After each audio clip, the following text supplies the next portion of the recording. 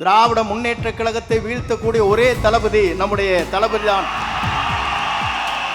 இதையெல்லாம் தூள் தூளாக்குற சக்தி யாரிடத்திலே இருக்கிறதுன்னு சொன்னால் வெற்றி கழகத்துடைய தலைவராக மட்டுமல்ல, எதிர்கால தமிழகத்தை ஆள போகிற நம்முடைய தமிழக முதலமைச்சருக்கு தான் அது உண்டு. தமிழ்நாட்டின் மண்ணிலே அவர் முதலமைச்சர் ஆவதை எந்த சக்தியாலும் தமிழ்நாட்டிலே நிலடுத்து விட முடியாது. அதைத்தான் நாம் இங்கே காணுகிறோம். இங்கே எந்த வீட்டை எடுத்துக்கொண்டாலும் நமக்கு தான் ஓட்டு. திமுக கார வீட்டில் கேட்டாலும் நமக்கு தாங்கிறாங்க. வேற கட்சி யாரை கேட்டாலும் நமக்கு தான் ஓட்டுங்கிறாங்க. எந்த கட்சியை கேட்டாலும் அவருக்கு ஓட்டு போடுவாங்க. நாங்கள் மட்டும் தளபதிக்கு தான் ஓட்டு போடுவாங்க.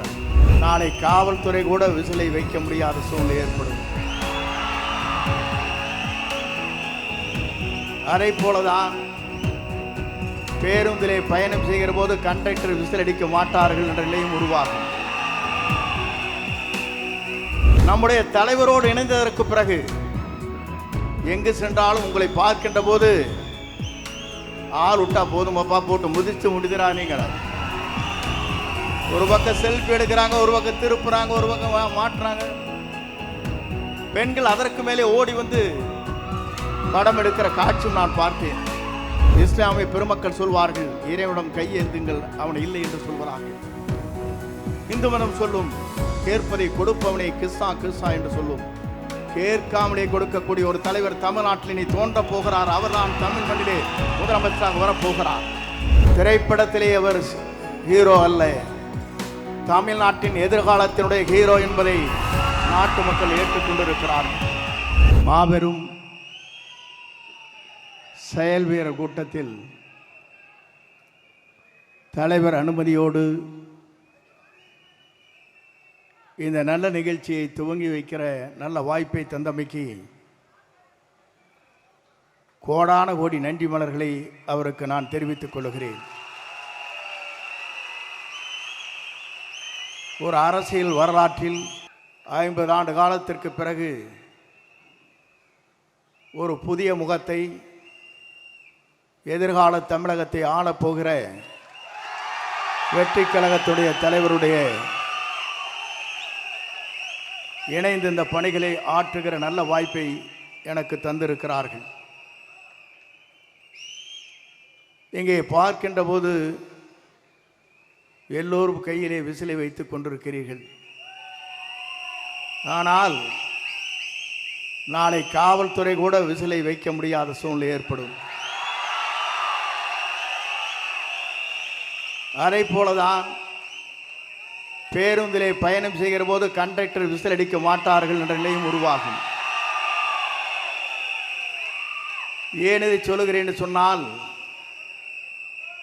தலைவர் எல்லோரும் நினைத்தார்கள், எல்லோரும் எண்ணினார்கள்.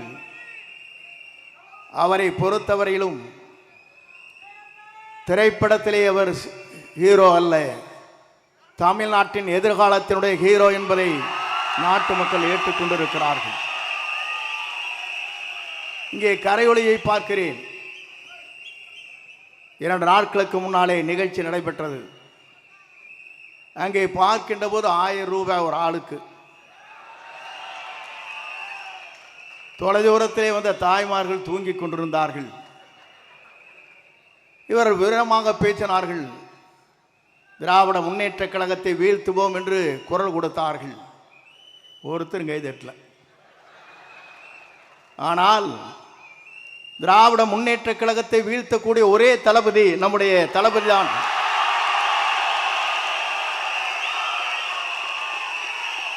ஏன் இதை சொல்லுகிறேன் என்று சொன்னால், 10 கூட்டணி, 8 கூட்டணி, இதையெல்லாம் தூள் தூளாக்குற சக்தி யாரிடத்திலே இருக்கிறதுன்னு சொன்னால் வெற்றி கழகத்துடைய தலைவராக மட்டுமல்ல, எதிர்கால தமிழகத்தை ஆள போகிற நம்முடைய தமிழக முதலமைச்சருக்கு தான் அது உண்டு. நான் எதற்காக இதை சொல்லுகிறேன் என்று சொன்னால், பல தலைவர்களை பார்த்துவிட்டு இங்கே வந்திருக்கிறேன். புரட்சி தலைவரை பார்த்தேன். அப்போது நான் நினைத்தேன், சிறு வயது எனக்கு 26 வயதிலே சட்டமன்ற உறுப்பினர். அப்போது உங்களைப் போல தான் நானும் இருந்தேன். ஆனால் நம்முடைய தலைவரோடு இணைந்ததற்கு பிறகு எங்கு சென்றாலும் உங்களை பார்க்கின்ற போது ஆள் விட்டா போதுமப்பா, போட்டு முதிச்சு முடிதுரா. நீங்கள் ஒரு பக்கம் செல்ஃபி எடுக்கிறாங்க, ஒரு பக்கம் திருப்புறாங்க, ஒரு பக்கம் மாட்டுறாங்க. பெண்கள் அதற்கு மேலே ஓடி வந்து படம் எடுக்கிற காட்சியும் நான் பார்த்தேன். இது இந்திய வரலாற்றில் யாருக்குமே இல்லாத ஒரு புகழ் இவருக்கு இருக்கிறது என்ற வரலாறு இங்கே படைக்கப்பட்டிருக்கிறது. நான் அதை சொல்வதற்கு காரணம், நம்முடைய நோக்கம் தமிழ்நாட்டு மக்களை வாழ வைப்பதற்கு. ஏறத்தாழ 1000 கோடி ரூபாய் வருவாயை வேண்டியதில்லை என்று சொல்லிவிட்டு மக்களை காப்பதற்காக ஒரு தலைவர் இங்கே வந்திருக்கிறார் என்று சொன்னால்,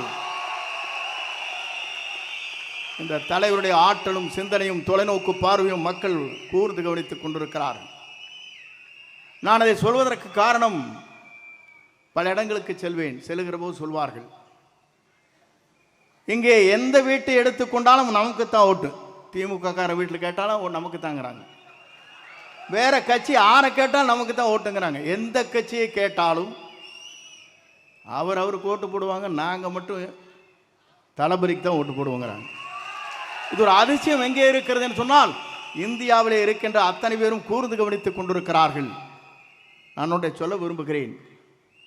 டெல்லி இருப்பவர்கள் விமானத்தில் இங்கே சென்னைக்கு வருகிறார்கள். டெல்லியில் இருக்கிற இங்கே இருக்கிற துரித ரயிலில் இங்கே சென்னைக்கு வர முடியும், காரிலும் வர முடியும். ஆனால் செல்லுகின்ற பாதை எதுவாக இருந்தாலும் சென்னை என்ற இடத்தை நோக்கி மக்கள் வருகிற வரலாறு தமிழ்நாட்டிலே படைக்கப்படுகிற ஒரே தலைவர் நம்முடைய தளபதி என்பதை நான் இந்த நேரத்தை கோடிட்டு காட்ட விரும்புகிறேன். எல்லோரும் சொன்னார்கள், இஸ்லாமிய பெருமக்கள் சொல்வார்கள், இறைவனிடம் கையேந்துங்கள் அவனை இல்லை என்று சொல்வதாக.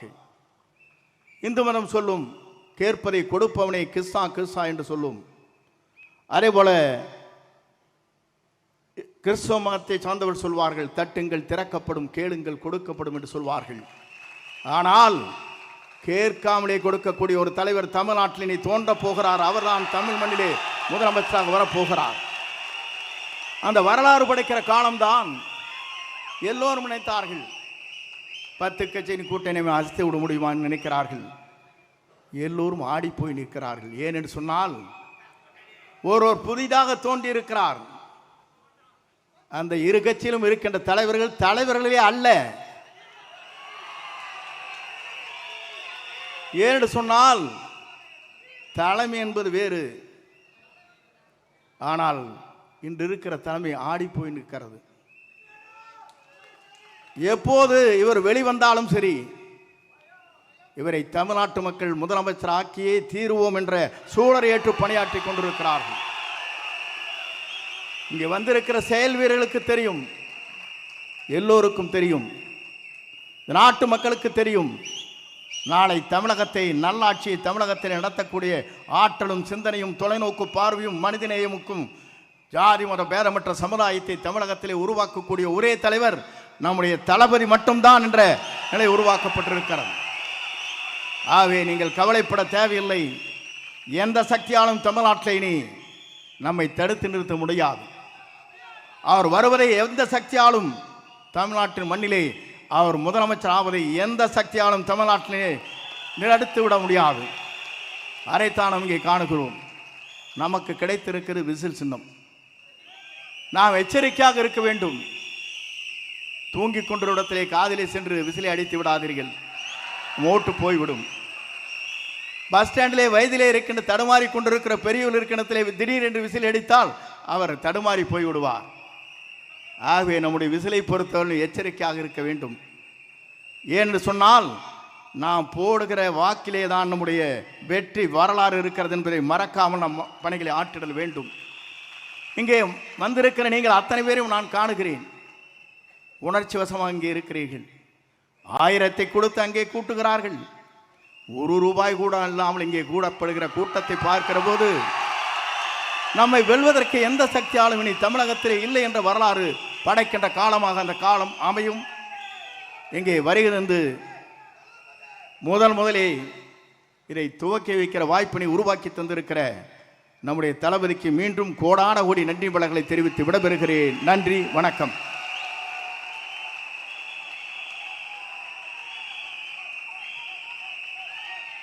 நன்றி அண்ணா.